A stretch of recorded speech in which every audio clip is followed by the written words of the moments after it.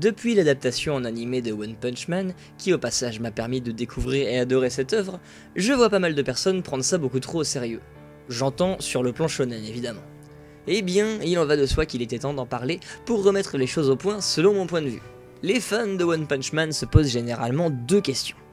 D'où vient la force de Saitama et quand il trouvera un adversaire qui lui tiendra enfin tête?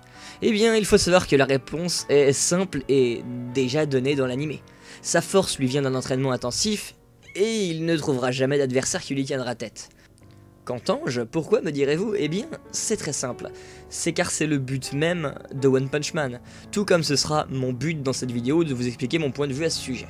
Je m'explique. One Punch Man, c'est une œuvre qui nous met en avant la déception de vie de Saitama, celle d'avoir échoué à la recherche de travail et d'adaptation à la vie dans une société, pour finalement laisser ses rêves et envie de devenir un héros prendre le dessus. Oui, c'est l'homme qui a poussé ses convictions jusqu'à aller au bout de ses envies et ses désirs, et qui, même malgré avoir réussi, reste insatisfait de ce que le monde lui a offert. Sa puissance est telle qu'aucun combat ne peut lui résister ou lui offrir d'exaltation. Et c'est là que ça devient super intéressant, quand l'auteur arrive à créer un personnage qui, malgré le fait d'avoir atteint le summum niveau puissance, réussit à nous donner l'envie de le voir évoluer sur d'autres plans. Voir Saitama évoluer aux yeux des autres, alors qu'au contraire, plus les choses avancent et plus le monde le dénigre. Voir un univers où la corruption chez les héros est mise en avant avec un personnage principal qui garde malgré tout ses principes et son héroïsme, plus que la gloire. C'est ça qui nous offre la palpitation de suivre Saitama dans son évolution, non pas face à des adversaires, mais bel et bien face à la société.